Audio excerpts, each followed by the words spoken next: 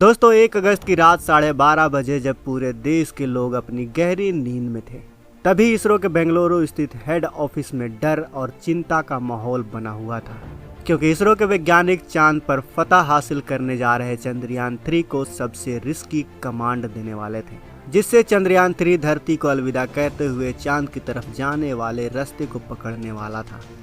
लेकिन 40,000 किलोमीटर प्रति घंटे की रफ्तार से इस यान का एंगल बदलकर धरती के ग्रेविटेशनल फील्ड से बाहर फेंकना उतना भी आसान नहीं था जितना हम सोच रहे हैं, क्योंकि दोस्तों अभी चंद्रयान 3 लगभग 2 लाख किलोमीटर दूर है हमसे, और इतनी दूर तक कमांड देना यानी सिग्नल भेजना ये काफ़ी कैलकुलेशन भरा काम होता है। ज़रा सोचिए दोस्तों, इतना दूर हम कितने देर में सिग्नल भेज सकते हैं? 1 मिनट, 2 मिनट, 3 मिनट या फिर 5 मिनट? हम अगर चंद्रयान 3 को अपने हेड ऑफिस से अभी सिग्नल भेजें तो हो सकता है कि वो सिग्नल पहुंचते पहुंचते 2 मिनट, 3 मिनट या 5 मिनट तो लग ही जाएगा। अब सोचिए चंद्रयान 3 अपने फुल स्पीड में है, वो हर पल हर सेकंड हमसे दूर जा रहा है। ऐसे में हम जिस घड़ी जिस पल चंद्रयान को अपना सिग्नल भेजेंगे, कमांड भेजेंगे, वो उससे और भी ज़्यादा दूर निकल चुका होगा, जिससे वो रास्ता भटक सकता है। रास्ता इसलिए भटक सकता है कि अभी जिस पॉइंट पर चंद्रयान है, हमें उसके अगले पॉइंट तक जाने के लिए कैलकुलेशन करना पड़ेगा। हमें यह जानना पड़ेगा कि अगले 5 मिनट में हमारा चंद्रयान यहाँ पर होगा, सटीक इस लोकेशन पर होगा, और उसी 5 मिनट से पहले हमें अभी सिग्नल भेजना होगा, ताकि ठीक उसी पॉइंट पर जाकर हमारा चंद्रयान एक्शन में आए।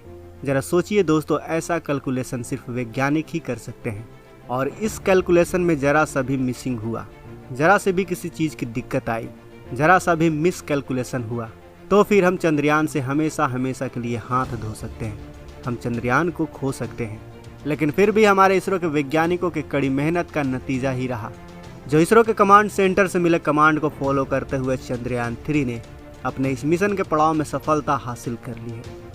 31 जुलाई शाम 5 बजे से ISRO telemetry tracking and command network के वैज्ञानिक चंद्रयान 3 पर अपनी नज़र बनाए हुए थे, क्योंकि उसी रात 12 बजे से 1 बजे के बीच वो घड़ी आने वाली थी जिसका सभी वैज्ञानिक इंतजार कर रहे थे। 1 अगस्त की रात को अपना 5वां चक्कर पूरा करते हुए चंद्रयान जब पेरेजी पॉइंट पर पहुंचा, तब इसरो के वैज्ञानिकों ने पूरे 26 मिनट तक इसके इंटीग्रेटेड मॉड्यूल को ऑन किया, जिससे चंद्रयान 3 ने अर्थ के ऑर्बिट को छोड़कर चांद की तरफ जाने वाले लूनर ट्रांसफर ट्राजेक्ट्री को पकड़ लिया।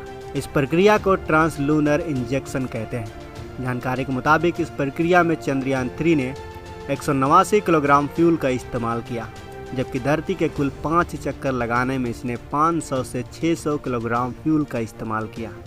आपको बता दें कि अभी भी चंद्रयान 3 के पास 1100 से लेकर 1200 किलोग्राम फ्यूल बचा हुआ है, जिसका इस्तेमाल चांद के ऑर्बिट में एंटर करने, चांद के चक्कर लगाने और सतह पर लैंड करने में खर्च किया जाएगा। इस वक्त मिशन के अगले पड़ाव को लेकर इसरो ने बताया है कि अब इस मिशन का अगला पड़ाव चांद है।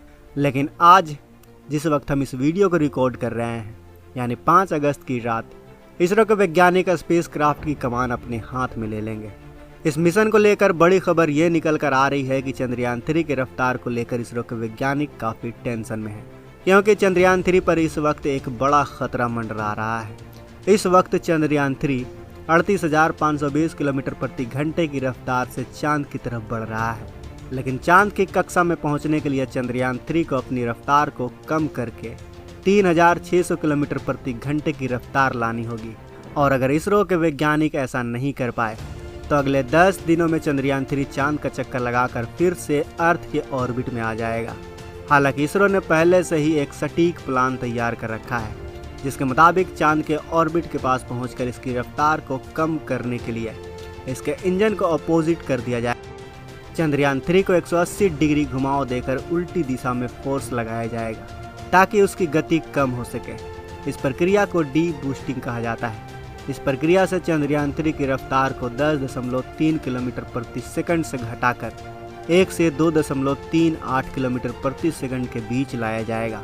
जानकारी के लिए बता दें कि अर्थ के ऑर्बिट में चंद्रयान 3 की रफ्तार 1 किलोमीटर प्रति सेकंड से 10.3 किलोमीटर प्रति सेकंड के बीच रही, यानी जब चंद्रयान 3 अपनी कक्षा में अर्थ के सबसे नज़दीकी पॉइंट पर था, यानी पेरिची पर था, तब उसकी गति 37,000 किलोमीटर प्रति घंटा थी। खैर, चांद के पास इसकी गति कम करने के बाद सही मौका देखते हुए चंद्रयान 3 को चांद के ग्रेविटी फील्ड में ढकेल दिया जाएगा, जहां वो चांद के ऑर्बिट में कुल 5 चक्कर लगाएगा और अपनी डिस्टेंस को कम करता चला जाएगा। आपको बता दें कि 17 अगस्त के दिन इसी ऑर्बिट में चंद्रयान 3 का प्रपल्सन मॉड्यूल और विक्रम लैंडर एक दूसरे से अलग हो जाएंगे, जिसके बाद विक्रम लैंडर में लगे पावरफुल इंजन को फायर करके 20 अगस्त के दिन डी ऑर्बिटिंग की प्रक्रिया को अंजाम दिया जाएगा, जिसके जरिए विक्रम लैंडर को चांद के 100 बाई 30 किलोमीटर के ऑर्बिट में ढकेल दिया जाएगा, जिसे घूमते हुए अपनी रफ्तार को कम कर लेगा और अपनी लैंडिंग साइट को खोजकर वहां उतरने की प्रक्रिया में आगे बढ़ जाएगा। अब अगर आप सोच रहे हैं कि चंद्रयान 3 को डायरेक्ट 100 किलोमीटर वाले ऑर्बिट में क्यों नहीं उतार दिया जा रहा है, तो इसका जवाब चंद्रयान 2 मिशन से जुड़ा हुआ है, जो कि लैंडिंग के दौरान फेल हो गया था। जैसा कि आप जानते हैं कि अर्थ और मार्स में वातावरण की मौजूदगी की वजह से लैंडिंग के दौरान फ्रिक्शन पैदा होता है, जो किसी भी लैंडर की रफ्तार को कम कर देता है। लेकिन चांद पर पतले वातावरण की रफ्तार को कम करने का बोझ थ्रस्टर पर पड़ जाता है और यही थ्रस्टर लैंडिंग के दौरान दिक्कतें पैदा करती है, क्योंकि जैसे ही ये थ्रस्टर ऑन होकर स्पीड कम करने के लिए अपोजिट साइड में धक्का लगाते हैं तो इनसे चांद की सतह ढीली मिट्टी उड़ने लगती है। लैंडर के सेंसर में जाने का खतरा काफ़ी बढ़ जाता है, जो पूरे के पूरे मिशन पर पानी फेर सकता है। चंद्रयान 2 के लैंडिंग के दौरान भी ये दिक्कतें आई थी, जो इस मिशन की लैंडिंग साइट में आग में घी डालने का काम किया था। चंद्रयान 2 को चांद के साउथ पोल पर उतारना था, जहां काफ़ी बड़े पहाड़ और गड्ढे मौजूद हैं। ऐसे में एक सही लैंडिंग साइट चुनकर स्पेसक्राफ्ट को लैंड करवाना काफ़ी मुश्किल हो जाता है। जैसा कि आप जानते हैं कि चांद को अपना रोटेशन पूरा करने में 28 दिन लगते हैं, जिसके वजह से 2 हफ्ते सूरज की तरफ वाले हिस्से का तापमान 120 डिग्री सेल्सियस और दूसरी तरफ वाले हिस्से का तापमान -230 डिग्री सेल्सियस तक पहुंच जाता है, और साउथ पोल इन दोनों के बीच का टर्मिनेटर पॉइंट है।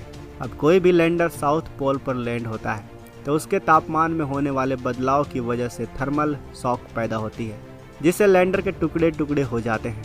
आपको बता दें कि 23 अगस्त शाम 5:47 पर चंद्रयान 3 का विक्रम लैंडर चांद की सतह पर अपने कदम रखने वाला है। इसके बाद ये अगले 14 दिनों तक चांद पर रिसर्च करेगा। तो दोस्तों, क्या आप भी 23 अगस्त की रात को विक्रम लैंडर की लैंडिंग को लाइव देखने को बेताब हैं? अगर हाँ, तो कमेंट में हमें ज़रूर बताएं। जरा हम भी तो देखें किस किस को चंद्रयान 3 की सफलता का इंतजार है। साथ ही वीडियो में दी गई जानकारी अगर आपको अच्छी लगी हो तो इस वीडियो को लाइक और शेयर ज़रूर करें। अगर आप हमारे चैनल पर नए हैं और आपने अभी तक इस चैनल को सब्सक्राइब नहीं किया तो इस चैनल को भी सब्सक्राइब कर लें। मिलते हैं अगले वीडियो में।